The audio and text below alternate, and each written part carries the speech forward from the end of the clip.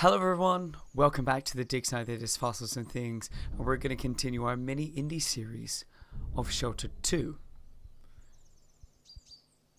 Now I've sorted out, I'm just wondering what that ambience noise was. I've sorted out obviously the problems that we had before, and unfortunately we had one of the cubs die on us, which was very bad indeed. So we restarted the game. We started off, we've got the 4 cubs again, and we're going to continue. Obviously looking online, there's no real goal of the game. Well, there is one goal, and that's just making sure these cubs, kittens, little cubby wubbies, as I was saying before, grow up into adults and they move on, they make their own lives. Which is actually very similar to quite a few Discovery Channel shows that I've watched before. There's a little TV show called Meerkat Manor. It's kind of the exact same thing where they're just monitoring a family of meerkats. The head mother, kind of like Inna here, it's called Rose, and she was obviously looking after the whole family, and it's very similar. It's more drama in that show, probably more than most reality TV shows, I bet. So what we're going to do is just make sure that we keep these guys fed. Make sure they... oh, there's another rabbit who's conveniently really close to us. We won't worry about catching him just for now. We're going to make sure these guys are nice and fed. And we are actually going to move towards this snowflake here. So, as we were doing before, we didn't actually get too far. But I know there's an alternate route that we can get towards. We have to basically, there was a river and there was that waterfall from before. We have to basically traverse uphill, I think. We can get around. And if we press M, we can see a little map. So we can see where we're going. You can see in the center you got the shelter, and then obviously we're going to be heading towards the snowflake, which will become visible when we actually reach the destination. I know that a good tip also with this game is obviously not to always sprint. So obviously you've got your little meter, fatigue meter. I should say that it's actually just a sprint meter, so you can monitor how fast you're going and how tired you're becoming. I believe we can actually eat with the cubs as well, so we can fill that one back up if we catch some food. Speaking of which, where's some food? These little rabbits over here. It's really handy when they just run into you. I wish you could kind of pounce as well. That'd be really convenient in this game. Instead of just running up to them and just catching them in your mouth, it'd be really good if you could kind of just leap. Yeah, and grab onto them. I know you can do it with the bigger animals like deer and elk and different animals within this landscape. What we can do is kind of like crouching, so it would be really, really chilled. And there we are. So you can hear that kind of tense noise. Obviously meaning that we're slowly creeping up. My cats often do that a lot. I mean a lot. I actually have 3 different cats. One's kind of like really timid, so she'll hardly even come towards us, and we'll be really nervous, be like, oh my god, please don't hurt me, I really don't want to.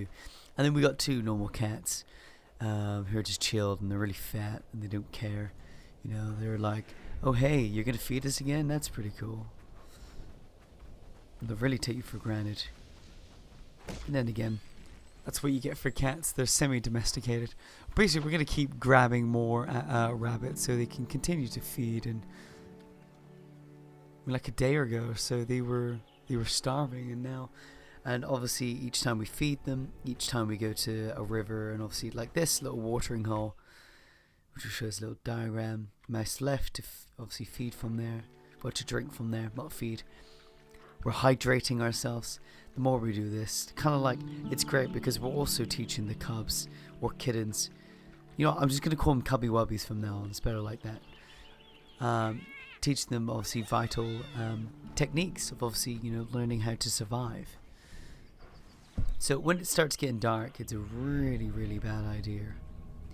And we're going to have to start moving towards the shelter, I believe. We're going to go towards the shelter, and then when daybreak hits, we'll start moving towards the snowflake. And managing a different environment, because obviously you're going to teach the little cubs, the little cubby wubbies, you know, cold environments, warm environments, hard environments to traverse, and that's what mothers have to do. I mean, us as humans, we're told that, and obviously every mother and every family has to learn that. Now, I hope you guys are moaning because you're tired and not because you're hungry, because you've eaten a lot.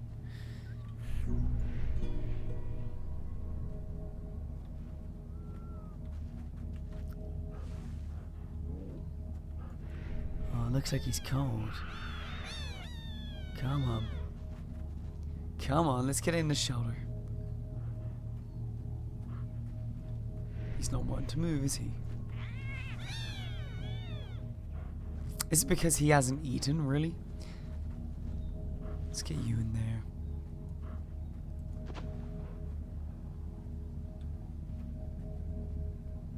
I think it's just because he's tired. He's just playing up, as most obviously kids would do.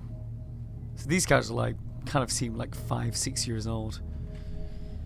I can imagine. It's really bad. Obviously, you've got this kind of like, this acts as the darkness, like a threat. Obviously, this kind of like bubbly gooiness that's moving across the landscape.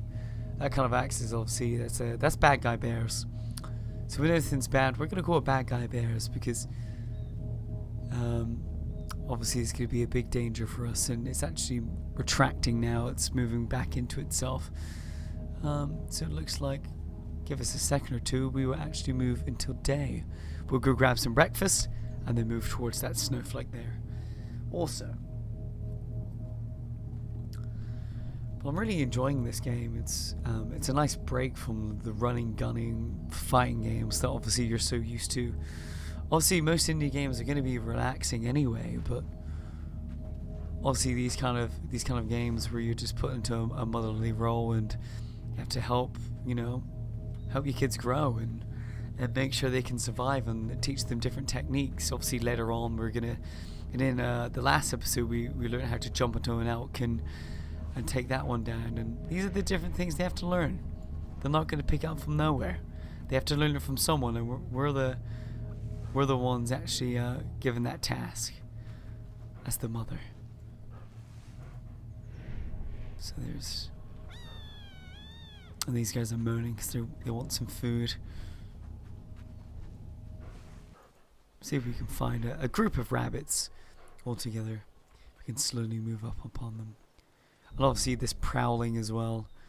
My cats love to do this. Obviously these guys are just big cats anyway, but they love to do this. Even if it's not something they're looking to eat, they'll just enjoy that kind of hunt mentality of creeping up onto something and then just tearing it apart.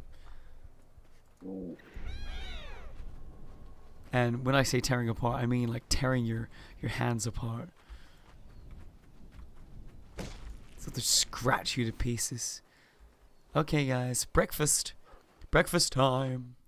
Here's some breakfast. And it's obviously showing how we can delve into the breakfast as well, to help us.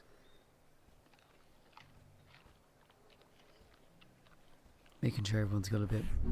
It's like they look mega cute, but when they have blood around their mouths, they're like, that cuteness is just gone. It's just kind of like, you guys are monsters. It's like you guys are some kind of animal or something. Such savages. Alright, so we're going to make sure everyone has something to eat. And then there's the snowflake. Hopefully we can make it. Let's pick up this guy. So we got like a little mole here. Oh, I just decided to eat them all by myself. You know, you're so greedy. You don't care about anyone. You don't give a shit about your cubby wubbies. I'm gonna eat this job by myself. What is this? Oh, so we can eat some eggs as well. At least we're full. Yeah, we're full of energy. Obviously we're gonna have to keep the cubby wubbies hydrated, so let's drink from this pond here.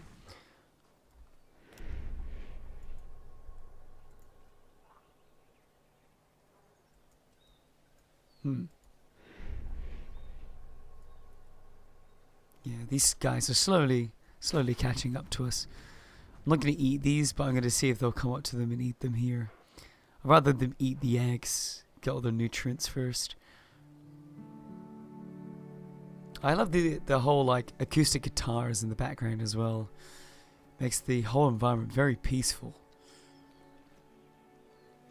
Okay, it's kind of putting me, you know, I'm not on edge. Things are not as scary. Even though, you know, you have no need to be scared at the moment. Actually, yeah, that's a good idea, Cubby Wubbies.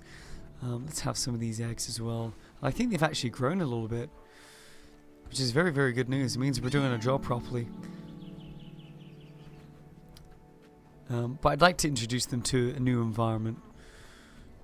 But actually, back to as I was saying before about this Meerkat Manor show. I used to actually watch it with my mum, and you know, it got really deep at times. You know, obviously when a family member dies, it's, you know, you can see the physical impact on the mother. The mother was called Rose, I think.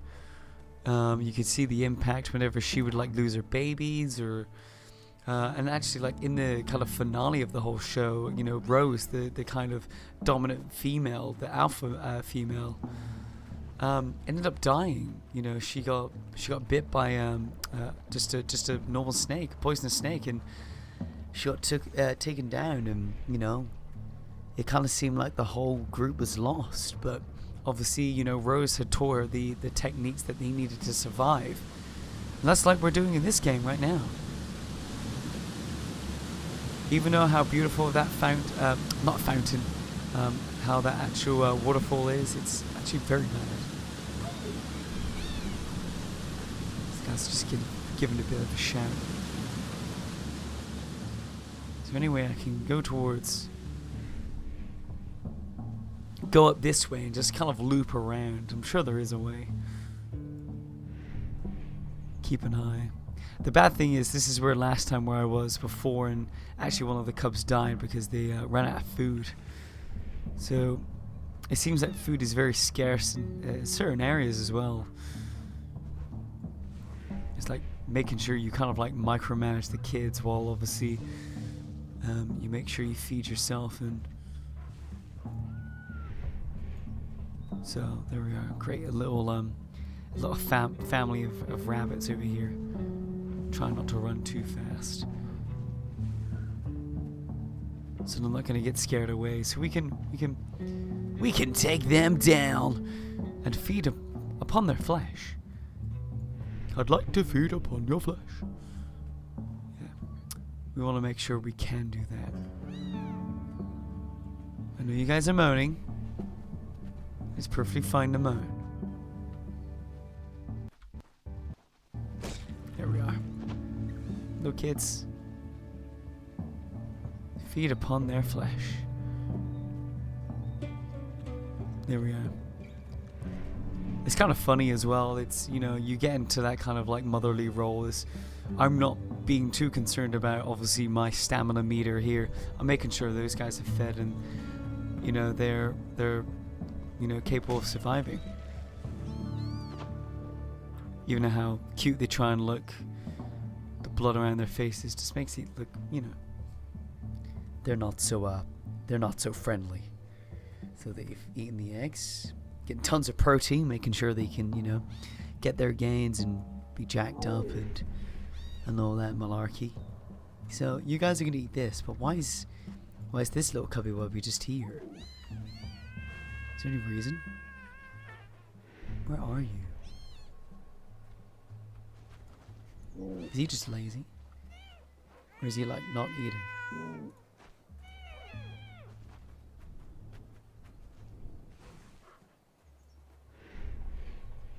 Let's make sure this guy gets some food then. If he's gonna be complaining.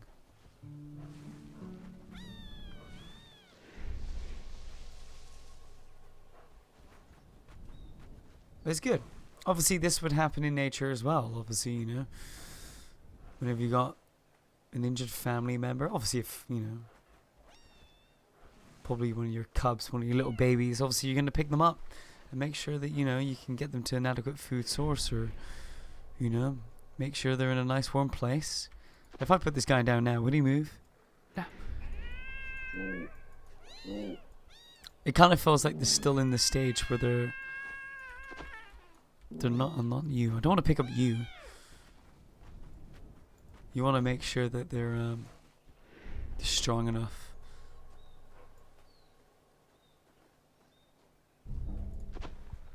So we pick up this guy.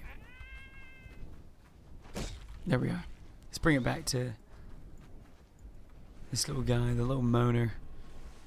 Little moaner. Here we are. There we are. So he's up and running now. So kind of seems like the little white cubby wubby. We're gonna call him Snowy. Snowy seems like he's the more run to the litter here. I believe the little guitar sound means they're actually getting bigger, or there's actually some progress going on. But guys, with obviously this progress, the cubby wubbies have got bigger. I think they're getting close to about a third of my size now. We're gonna finish, so we're gonna wrap up the episode here. If you have enjoyed it, please leave a like below, and obviously you can join me in the next episode of the dig site that is Fossils and Things. I shall see you next time, and see you later.